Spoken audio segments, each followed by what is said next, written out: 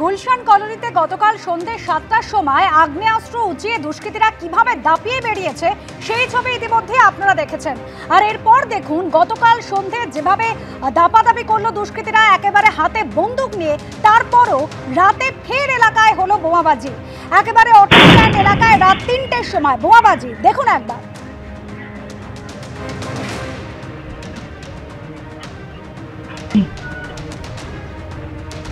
সিসিটিভিতে এই ছবি ধরা পড়েছে, একেবারে ভয়াবহ ছবি।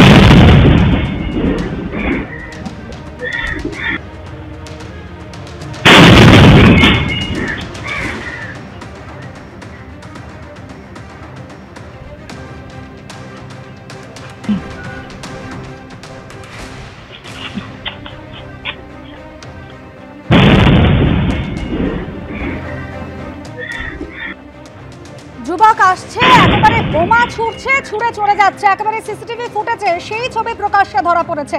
ঘটনাস্থলে আপনাদের নিয়ে যাব অনির্বাণ বিশ্বাস, আমাদের প্রতিনিধি সরাসরি রয়েছেন আমাদের সঙ্গে। অনির্বাণ, একেবারে সন্ধ্যে 7টায় দুষ্কৃতীরা প্রকাশ্য এলো, একেবারে গুলি চালাতে চালাতে তারা পালিয়ে গেল, তাদের ট্রেস পাওয়া গেল না। সেই ঘটনার পর রাত 3টে, আজ ভোর 3টের সময় এভাবে প্রকাশ্যে যুবক বোমা ছুটছে। পুলিশ কি করছে সন্ধ্যের পর আবার আজ ভোর? সন্ধ্যাবেলায় যে ঘটনা ঘটেছে গুলশান কলোনি অটো স্ট্যান্ডে, তারপর কিন্তু এলাকার মানুষ এমনিতেই ভীত সন্ত্রস্ত ছিল এবং এই ঘটনার পর কিন্তু এলাকায় আসে আনন্দপুর থানার পুলিশ। তারা এসে ঘটনার প্রাথমিকভাবে বিভিন্ন সিসিটিভি ফুটেজ সেগুলো সংগ্রহ করে এবং তারপর সেখান থেকে তারা চলে যায়। রাত্রেবেলায় কিন্তু কোনো ধরনের কোনো পুলিশ পিকেট ছিল না, এমনটাই কিন্তু সাধারণ মানুষ এবং এখানকার ব্যবসায়ীরা বলছেন। এবং যেটা দেখা যাচ্ছে সিসি ক্যামেরায় ফুটেজে রাত 3টে নাগাদ এই যে গুলশান কলোনি অটো স্ট্যান্ড, সেই যে বিরিয়ানির দোকান, যে বিরিয়ানির দোকানে কালকে দুষ্কৃতীরা হামলা চালিয়েছিল, সেই বিরিয়ানির দোকানকে লক্ষ্য করে এক যুবক সে কিন্তু বোমা ছুটছে এমনই ভিডিও ধরা পড়েছে।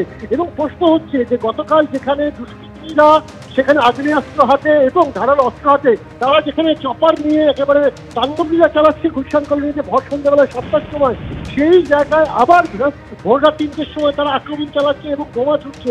ফলত প্রশ্ন উঠছে পুলিশের ভূমিকা নিয়ে, আনন্দপুর থানার ভূমিকা নিয়ে কিন্তু প্রশ্ন উঠছে যে কেন গতকালকে সন্ধ্যাবেলায় ঘটনার পর এলাকায় পুলিশ পিকেট ছিল না।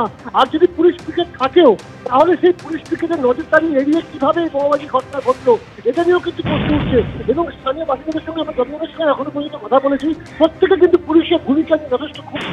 তাদের বক্তব্য যে এভাবে কিন্তু পুলিশ যেভাবে চালানোর চেষ্টা করছে তাতে কিন্তু এলাকায় কিন্তু চাইলে বা দুষ্কৃতীদের 1 ঘন্টার মধ্যে তারা সাহায্য করে ফেলতে পারে, কিন্তু পুলিশ কোথাও গিয়ে কিন্তু সেই কাজটি করছে না বলেই কিন্তু এই দুষ্কৃতীরা এই কাণ্ডলীলা চালাচ্ছে। এবং আমার কি ছবি গতকাল সন্ধ্যেবেলায় ঘটনা ঘটলো অনির্বাণ, রাতে কিন্তু পুলিশ পিকেট ছিল না এবং যেখানে এভাবে অবাধে এভাবে প্রকাশ্যে যুবক এলো, সেই বিরিয়ানির দোকান লক্ষ্য করে বোমা ছুড়লো এবং চলে গেল। দুষ্কৃতীদের দাপাদাপির ঘটনা ঘটেছিল গতকাল সন্ধ্যে 7টার সময়।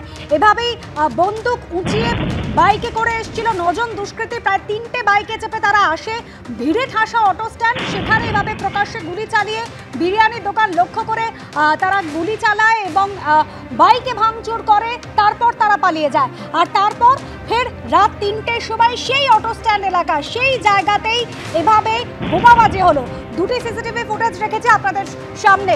আর এবার চোখ রাখবো নেপালের পরিস্থিতির দিকে। জ্বলছে নেপাল, অশান্তির আবহে নেপালের মৃত্যু হলো প্রথম ভারতীয়র। উত্তরপ্রদেশের গাজিয়াবাদের বাসিন্দা রামবীর তার স্ত্রীকে নিয়ে নেপালে ঘুরতে গেছিলেন। মঙ্গলবার যে হোটেলে তারা উঠেছিলেন সেখানে আগুন ধরিয়ে দেয় বিক্ষোভকারীরা। প্রাণ ভয়ে হোটেল থেকে ঝাঁপ দেন ওই দম্পতি, মৃত্যু হয় স্ত্রীর। এই ছবি বলে দেয় নেপালে এতদিন কি চলেছে। আর তার জেরে রাজনীতিবিদদের ওপর যুব প্রজন্মের এত ক্ষোভ যে তাদের এভাবে হেলিকপ্টারে চেপে পালাতে হচ্ছে।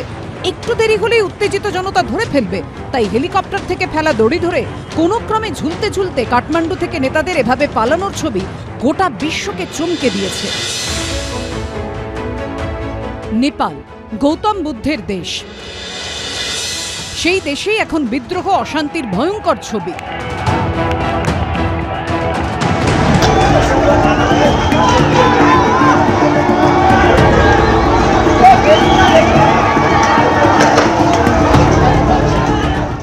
আর এই অশান্তির আবহে এবার নেপালে মৃত্যু হলো প্রথম ভারতীয়র। উত্তরপ্রদেশের গাজিয়াবাদের বাসিন্দা রামবীর তাঁর স্ত্রীকে নিয়ে নেপালে ঘুরতে গিয়েছিলেন।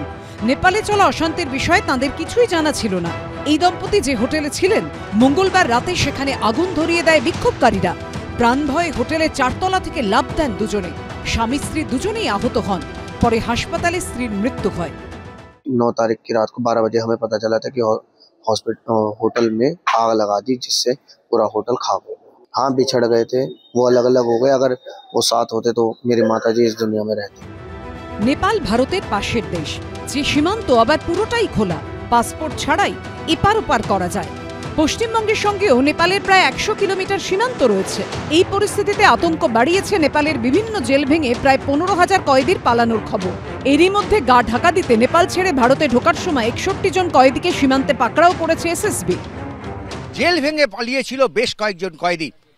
তারা ভারতে ঢোকার চেষ্টা করতেই বেশ কয়েকজনকে আটক করা হয়েছে এবং তারপর থেকে নিরাপত্তা ব্যবস্থা এবং ভেতরে ঢোকার সমস্ত নিয়ম কানুন আরো বেশি কড়া করা হলো। নেপালে আমরা শুনছি কোনো আনসোশাল এলিমেন্ট এখান থেকে না ঢুকতে পারে। For that reason we have kept police কা এখানে চেকিং মেকানিজম, আর কোন আনসোশাল এলিমেন্ট না আসতে পারে। That is the main motive for that.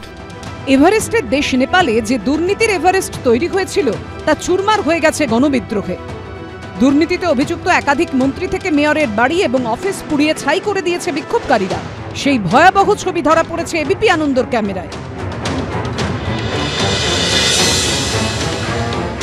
নেপালের প্রাক্তন জেনারেল অ্যাডমিনিস্ট্রেশন মন্ত্রী রাজকুমার গুপ্তার ঘর, তার বাড়িতে এইভাবেই স্থানীয় মানুষের ক্ষোভ আছড়ে পড়েছিল।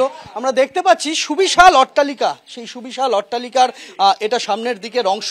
সামনের দিকের অংশে তার এখানে ড্রয়িং রুম ছিল এবং তার পাশেই এখানে প্রশাসনিক কাজকর্ম করার জন্য একটি ঘর ছিল। এই প্রশাসনিক কাজকর্ম যেখান থেকে হতো পরিচালিত, সেই ঘর এইভাবেই আগুন দিয়ে পুড়িয়ে দেওয়া হয়েছে। ঘরের যাবতীয় সরঞ্জাম সবটাই কিন্তু আগুনের গ্রাসে চলে গিয়েছে।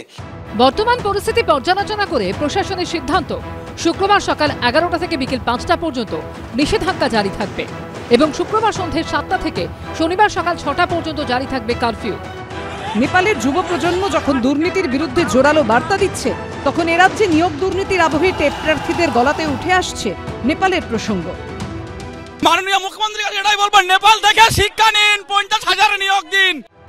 এদিকে নেপালে অন্তর্বর্তী সরকারের প্রধান কে হবেন তা নিয়ে এখনো জল্পনা চলছে। কখনো নাম শোনা যাচ্ছে সুপ্রিম কোর্টের প্রাক্তন প্রধান বিচারপতি সুশীলা কার্কির, আবার কখনো নাম ভাসছে নেপালের বিদ্যুৎ বোর্ডের প্রাক্তন এমডি কুলমান ঘিসিং এর। নাম নিয়ে মতভেদের মধ্যেই সূত্রের খবর, অন্তর্বর্তী প্রধানমন্ত্রী বাছাই করার জন্য নেপাল সেনাবাহিনী, আন্দোলনকারী ও রাষ্ট্রপতি ভবনের মধ্যে আলোচনা চলছে। সূত্রের খবর, এক্ষেত্রে রেসে অনেকটাই এগিয়ে রয়েছেন নেপাল সুপ্রিম কোর্টের অবসরপ্রাপ্ত প্রধান বিচারপতি সুশীলা কার্কি। এরই মধ্যে অন্তর্বর্তী সরকার গঠন নিয়ে মতভেদ নেমে এসেছে রাস্তাতেও। বৃহস্পতিবার সন্ধ্যারাতে সেনাবাহিনী সদর দপ্তরের সামনে সংঘর্ষে জড়িয়ে পড়ে দুপক্ষ। কোনো কোনো মহল থেকে আবার অবিলম্বে সংসদ ভঙ্গ করে দেওয়ার দাবিও উঠতে শুরু করেছে। সন্দীপ সরকার ও উজ্জ্বল মুখোপাধ্যায়ের রিপোর্ট, এবিপি আনন্দ।